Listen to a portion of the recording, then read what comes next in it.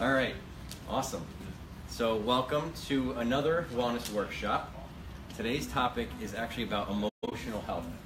A lot of people don't think about emotional health when it comes to their overall health. They just think about maybe what they're eating every day, or even what they're doing on a daily basis as far as physical activity or caring for their spine, and sometimes they're lucky if they even think about that.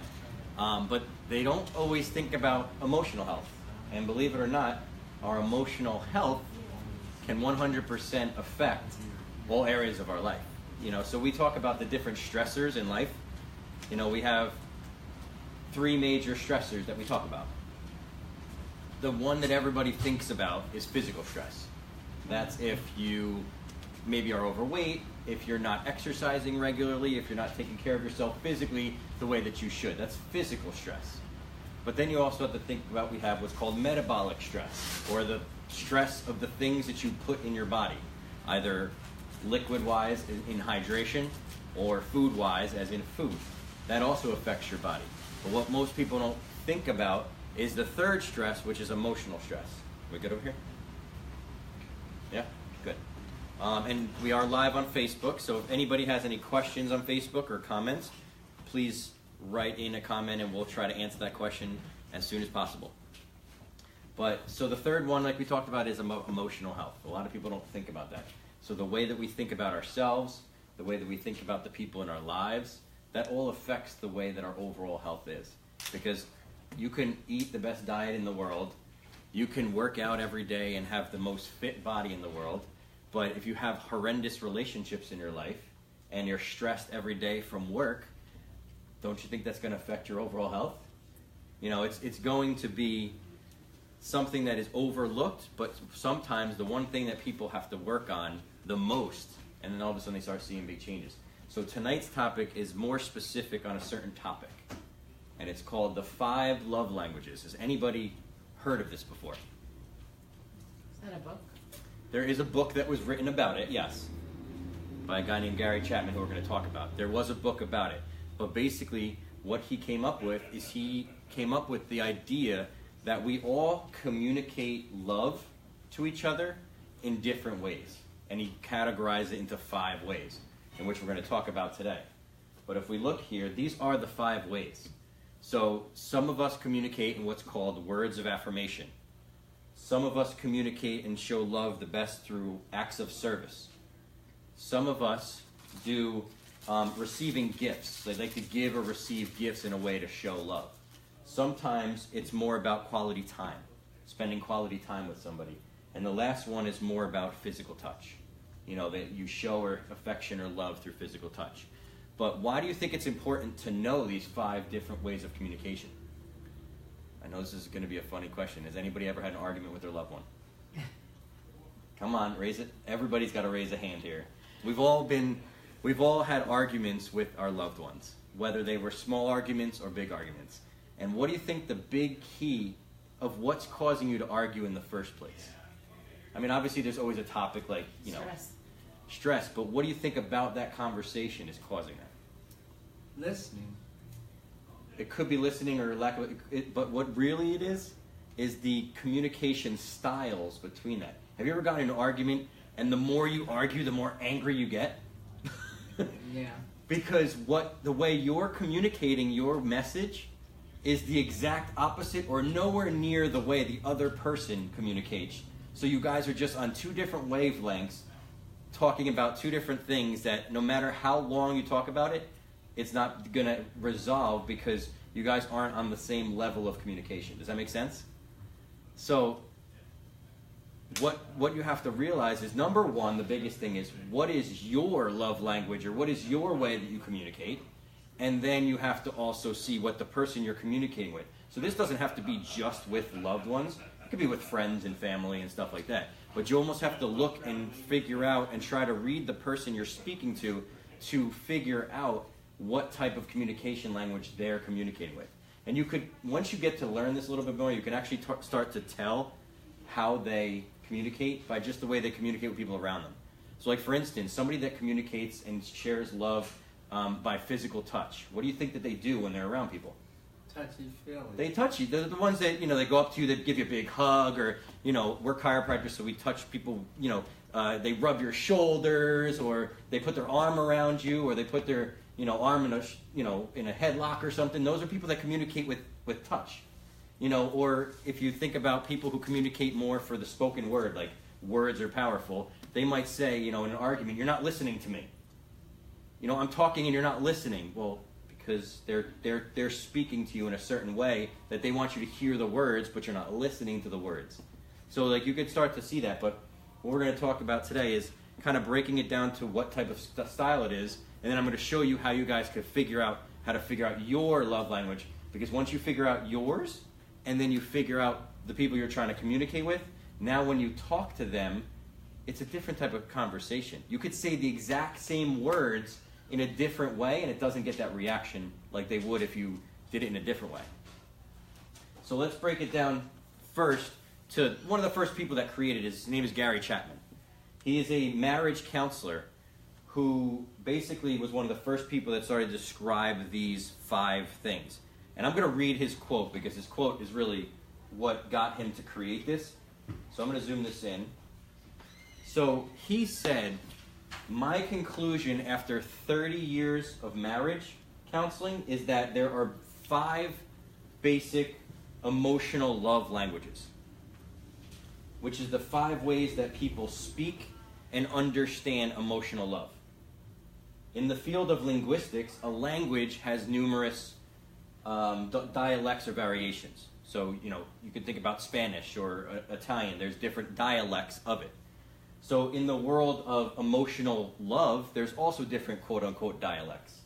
And the most important thing is to speak to the person that you're speaking to with the love language that they speak or understand. I know it might sound weird at first, but that's how you could communicate better with somebody, is understanding how they communicate. It's not always about what we think. It's sometimes about what the other person thinks as well. We always get stuck on our idea or our thought of a certain situation, but our thought of the situation isn't always the best situation. Sometimes another point of view is needed to be seen, and that's where the communication between you and that person would come in effect, and understanding their point of view in addition to your point of view, and coming up to a compromise. And that's how you could figure out how to get through a conflict, rather than you fighting about something that you think is right, that person's fighting about something, they're doing it, they think is right, and then you never come to a conclusion because you guys are miscommunicating. Sorry, excuse me. So we'll talk about words of affirmation. So words of affirmation means that you express love or affection through the spoken word.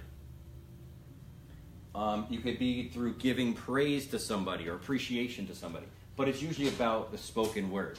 So that's like you going up to somebody, let's say you have children, that's like you going up to your child and saying, I'm very proud of you, you did so great, keep up the good work, I love you. That might be a way that you communicate, and you got to figure out, is that what works with the children? Because sometimes they don't like that, but that's a way to do it. So words of affirmation is that type of communication. It could be obviously a man or a woman speaking to them and saying, oh, you look beautiful tonight, or you look handsome tonight. That's more of that. And if you just start thinking this way and listening to the communication that's coming out of your loved one's mouth, you could start to figure out, well, how is he showing me affection? Is he showing me affection, he or she, is showing me affection because they always hug me and kiss me? Or is it because they tell me they love me? Or is it because every time I come home there's roses on the counter? Those are different love languages. And once you figure that out, that's how you can get to a better level of communication. It could be also expressing yourself by wanting to talk something over. So like you're stressed about a situation. Somebody that likes to communicate with the spoken word is somebody that's going to say, listen, let's sit down, let's talk about this. I want to figure out what's going on. Some people are the total opposite, are going to be like, I don't want to talk about it, like get away. Like leave me alone, I don't want to talk about it. So their obviously language is not the spoken word. They might be, spending quality time, or they might be more about the physical touch or something like that. Some people might respond better if you just say, listen, I'm sorry, give them a hug, and it's like, all right, that's cool. Or somebody might need to sit down with you and get through the issue. And it doesn't always have to be issues, it could be just expressing love in itself. So that's what's called words of affirmation. The next one is called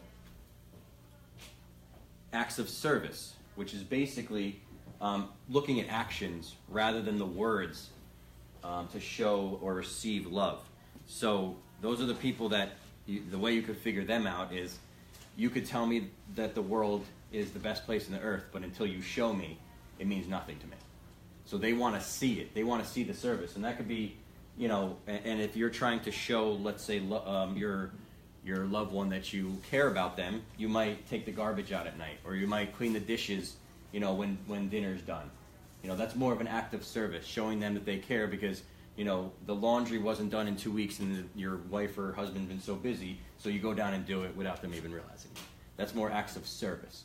So very different than the spoken word. And imagine somebody that communicates with acts of service, and then you want to sit down with them and talk to them for a half hour about the way you feel. It's never going to work. It's going to be a clash of heads. So that's something that you always want to keep in mind, and it's something you always want to communicate towards. Because you see how that could be a problem? If some person is all about showing you through service, you're the one that wants to sit there for 45 minutes and talk out a thing. 2 different levels. And then you're just going to keep talking and talking and talking. This person will be like, listen, I took out the garbage last week. Why are you mad at me? You know what I mean? Like they look at the service as the way of showing them love rather than, I need to sit down and talk to you. There's a problem we have to get through. Then you have receiving gifts, and that could be somebody that gifting is a symbol of love. So that means, surprising your loved one with a new watch. I was in the store the other day. I saw this watch. I picked it up for you. So that's a gift. Or getting roses. Delivered to your house because it's Thursday. That's a different way of doing it as well. But when you hear these type of communications, do people start popping in your head about like, oh, that makes sense. This person always does that for me, or and then when you see that, now you can look at that person and communicate in a different level so if they're doing acts of service for you, receiving gifts for you or giving gifts for you, maybe giving them something, even if it's small. I saw this in the store and it was a little card. I just wanted to write something nice to you. Here's a card. That would mean like the world to somebody rather than, maybe giving them a hug and kiss. So that's somebody about receiving service. And then quality time. This is a big one. A lot of people don't realize this one, but quality time. This is the person that would rather, instead of maybe getting a hug and kiss from you, they might just want to get your undivided attention. They want to be able to have dinner with you and you not be on the phone or watching television all day. Or they might want to be the one that, takes time away from being around the hustle bustle of life, because life could get in the way. Whether you're at work, whether you're at home, whether you're trying to, do other things in life, sometimes we don't use the time to be with the people we care with the most, and they lose that fire, that excitement, because they feel like they're not getting the quality time that they need from you. Does that make sense? So that might just be represented as just eating dinner with a loved one with no distraction. When you guys have dinner, how many of you have their phone in front of you? Or how many of you watch TV while you're eating with your loved one? That's something that to some people could be a quote-unquote a turnoff. It could be just basically going for a walk. Maybe if you live in like a lake community or by the beach or something, just say, listen, we got a half hour before we have to start dinner, before the kids come home. Why don't we go for a quick walk? Let's just spend some time together.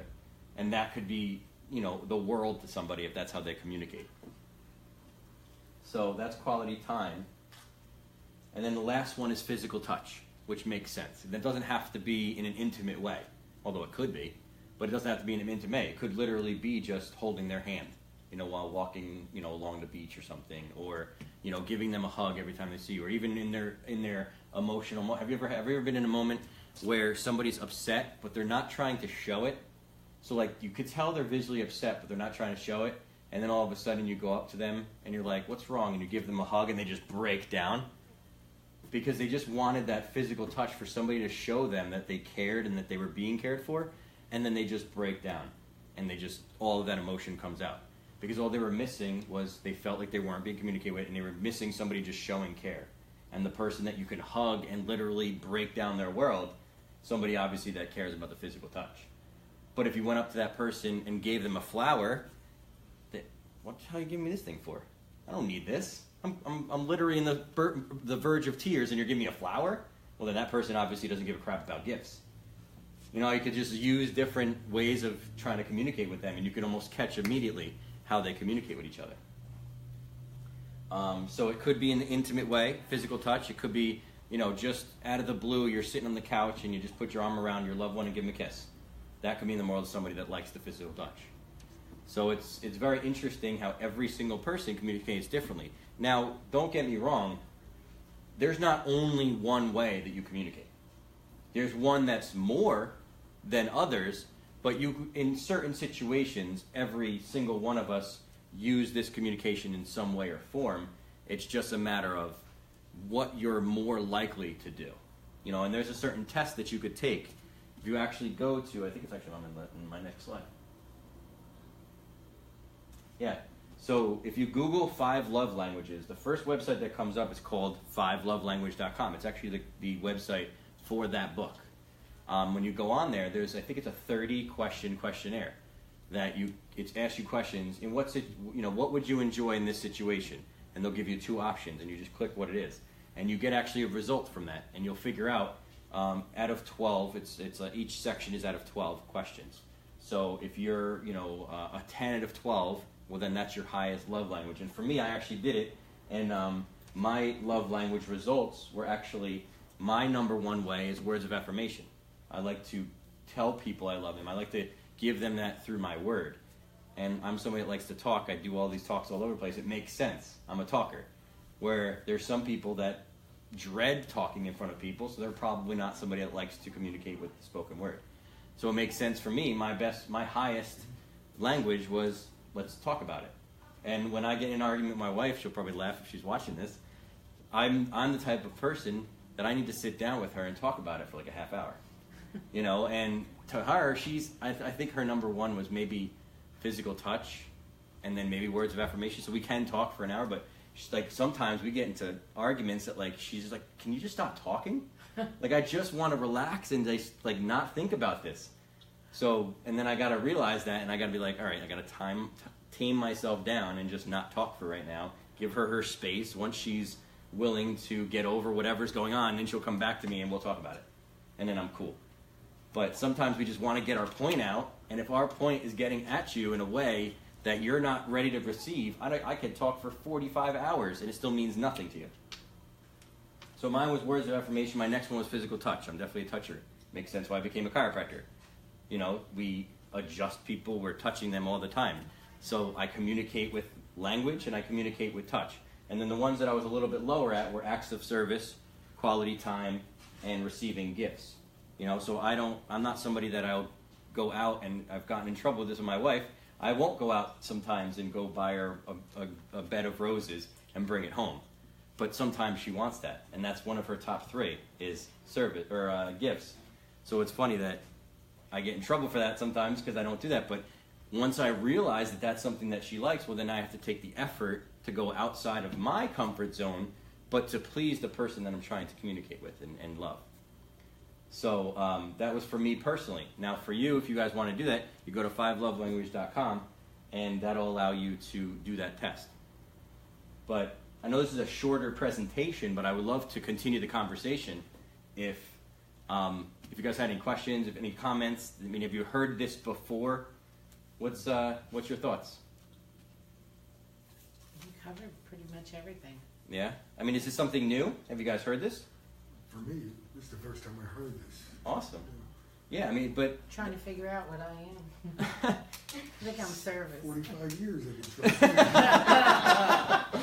But that's the thing. This could be like life-changing for your relationship, because if you do the test and you do the test and you guys figure out, well, I'm acts of service and your touch won't make sense. 45 years you couldn't figure it out because you didn't know what it was. So that's great, though. I mean, if you could go home and transform your relationship and communication just from this 5 things, it's amazing. Well, he just retired, so I better do Oh, something. yeah. You guys are going to be home all day trying to figure out each other now. You know, but that goes even deeper than that. And what's that? Well, the way I'm seeing it Mm-hmm. is that it actually kind of gives you a blueprint of your eternal physical makeup as a human being, Mm-hmm.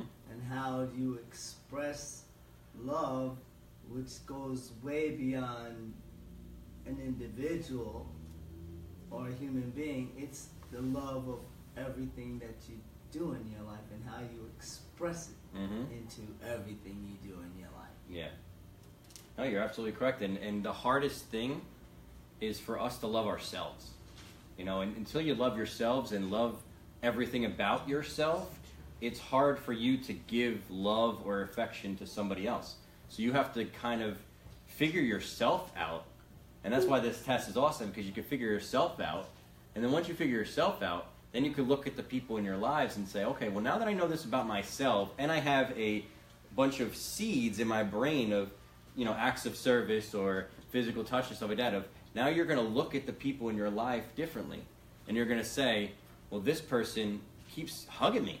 I don't ever even realize they keep hugging me, but now that they do, it makes sense that because they're showing affection and love and communication through that hug, you know, where somebody that every time they're around you, they're always giving you something, even if it's a pen. Oh, I saw this pen, I thought it was cool, here you go.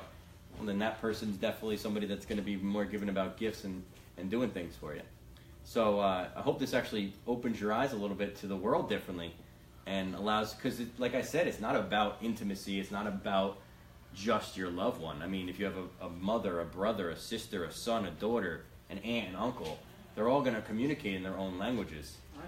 And if you don't communicate on their language or on their level, and you just communicate in your language and your level, it's always going to be fire.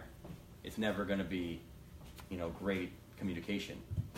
You know, and the hardest is probably with children, because they don't want to talk to you at all. And if they do, they're going to be very short with it. So figuring them out, but if you could figure them out, now all of a sudden the world is in your hands of what you could do with them. So, let's say I'm not a physical touch, let's Sure. say, and my son is a physical touch. Sure. So, and I mean, is that showing you're not loving them by not doing it? It's not that it's- It is an eye opener, because now I understand. Because if I'm mad at him, I'll go, "Oh, come on," and I'll hug him. Yeah, but Yeah. I think You it know. goes to the very core of understanding that once you understand a person's way of communicating their Yes. emotions, Yes, it is an eye you opener. understand? It Then certainly once is. you see it, once you integrate into it, then you can make that comparison. Well, this is how I need to treat this person, or Can apply it approach to all this your person, relationships, so right? that I can communicate better with them, and therefore I get a deeper understanding into them, and they in turn with you. Yes. Yeah. Yes. But in your situation about you may not be physical touch and your Right. son might be, Right. that's that situation. Obviously, if you know that it's physical touch, then you unfortunately Yeah. have to get out of yourself Yes. and go into And their go world, with it. Right. and not because you are the one that needs to express it that way, but Right. in order to get to that person, you have to reach their level of understanding, because that's the person that once you do that, that wall just comes down, and now you're like, okay, now I get it, Mom. You know, now we'll talk in the way that you want to I'm talk. gonna let him take the And test. what Yeah. is that? What does that mean? What does that boil down to? I don't know. Uh-oh, where you An go? act of love. Yeah. Oh, yes, of course. So you asked the question, does that mean I'm not loving him? Well, Right. obviously not. It just means that you're showing him love in a way that he doesn't really receive positively. Right. You know, so obviously you're showing, I mean, we're in a world that we care for people. You know, the majority of the world is loving. I mean, obviously you have your situations with disaster that they're not, but the majority of the world deep inside wants to care for people. And when you get out of yourself about, you know, what do I want, and then just come out and what is the person around me looking for, now you're going to communicate differently.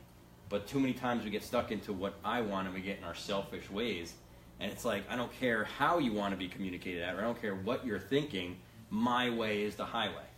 And that's when relationships just go 100 miles an hour in the wrong direction. Pure physical touch. See, look, you're already pinpointing everybody. You know, I mean, But- it's a wonderful way to truly understand what human beings are. We're diverse, but yet the more we look into each other, the more we begin to explore into each other, the more we realize that we all want the same things, and that we really, at the core of it, are no different That's right. than each other. That's right. Yeah. So true. We all have we all have similar core beliefs and values. It's just a matter of what's more than others. Right. You know, some people, family is enormous. You know, everything is all about their family. Some people, they might not have a great family, so that's not means nothing to them. But inside, we all still have the deepest root is we want to feel love, and we want to be able to give love. And that's really what it's all about. And then once you figure out how to communicate that to everybody, now all of a sudden you're not going to be in toxic relationships that are destroying your life every day. Right. And that benefits your health a million ways. Well, just think about what stress physically does to your body.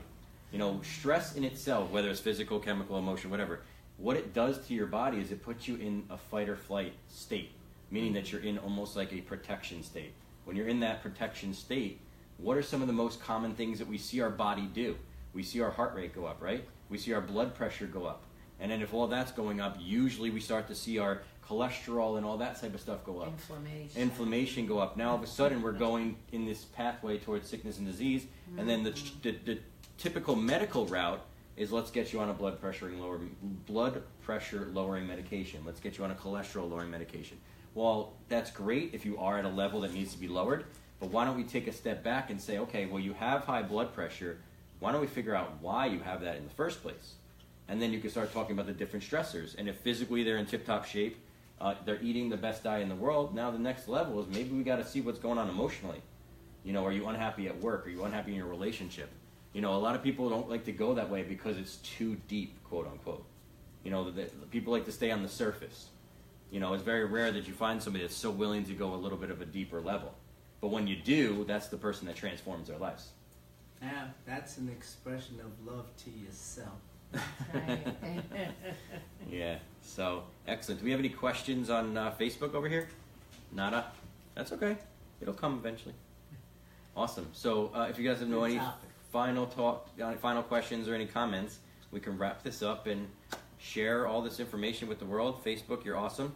And have a great night. Peace. All right, that was a good topic. Cool. That was fun. That was a good topic. That was fun. You had a list of blood work you said you would share with anyone who was interested.